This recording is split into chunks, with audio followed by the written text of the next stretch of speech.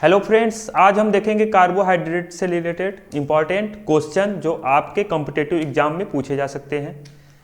Carbohydrates जो है वो भोजन के पोषक तत्वों में से सबसे इंपॉर्टेंट पार्ट है। कार्बोहाइड्रेट्स की बात करें तो कार्बोहाइड्रेट्स जो होता है इसका काम होता है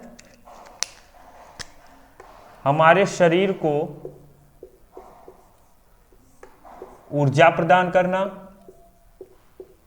यानी हमारे शरीर को ऊर्जा कौन प्रदान करता है? कार्बोहाइड्रेट्स। अगर कार्बोहाइड्रेट्स की समाप्ति होती है तो लगभग 60 से 65% के लगभग में कार्बोहाइड्रेट्स ही हमारे शरीर को एनर्जी प्रदान करता है। इसके इंड होते ही वसा यानी फैट जो होते हैं उससे हमको क्या मिलता है? ऊर्जा मिलता है। अगर इसकी बात करें तो जो कार्बोहाइड्रेट्स होता है वो दो प्रकार से हमारे शरीर में पाया जाता है। एक होता है शर्करा और एक होता है अशर्करा। एक शर्करा और एक होता है अशर्करा के माध्यम से हमारे शरीर में कार्बोहाइड्रेट्स पाए जाते हैं। शर्करा में भी दो प्रकार के आते हैं। पहले नंबर पे आता है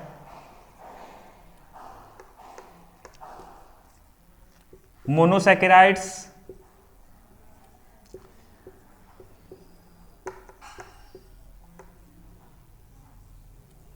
एंड दूसरे नंबर पे जो शर्करा मिलता है वो मिलता है डाइसैकेराइड्स में।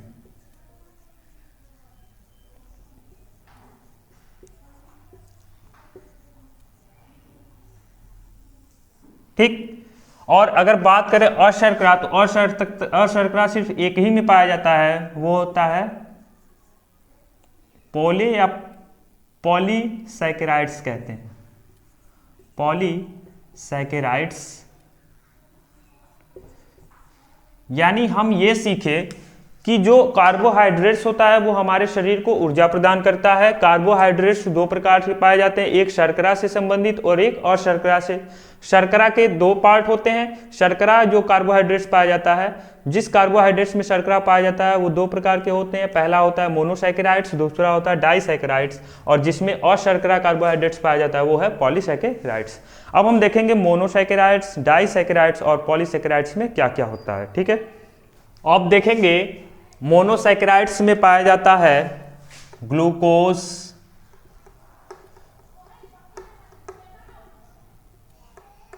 फ्रक्टोज और गैलेक्टोज।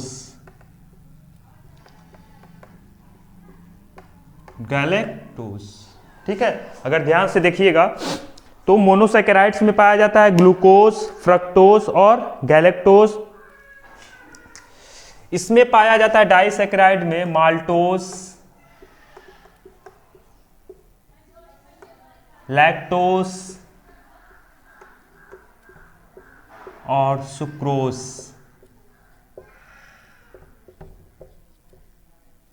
ठीक है, माल्टोज, लैक्टोज और सुक्रोज ये पाया जाता है डाइसैकेराइड्स में। अगर पॉलीसैकेराइड्स की बात करें तो इसमें पाया जाता है स्टार्च, जिसे हम मंड भी कहते हैं, ग्लाइकोजन, काइटिन,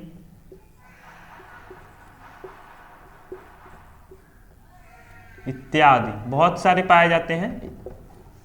ठीक है, यानी अगर मोनोसैकेराइड्स की बात करें तो इसमें पाया जाता है ग्लूकोज, फ्रक्टोज, गैलेक्टोज।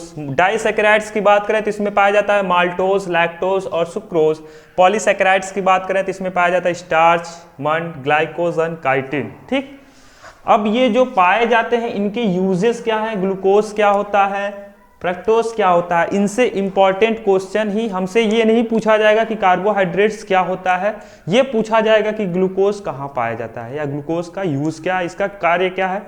तो इससे रिलेटेड जो क्वेश्चंस है अब उसे हम देखते हैं। ठीक है, अब जो मोनोसैकेराइड्स से इंपॉर्टेंट क्वेश्चन पूछे जाते हैं, सबसे पहले तो हम देख लेते हैं मोनोसैकेराइड्स का केमिकल फॉर्मूला या रासायनिक सूत्र क्या होता है। तो ये होता है C6H12O6। ये हो गया मोनोसैकेराइड्स का फॉर्मूला। ठीक है, मोनोसैकेराइड से जो पूछे जाने वाले इंपॉर्टेंट क्वेश्चन है, क्वेश्चन पूछता है तो हमको तुरंत ऊर्जा किससे में पाया जाता है, यानी किसके माध्यम से तुरंत ऊर्जा मिलता है, तो वो होता है ग्लूकोज।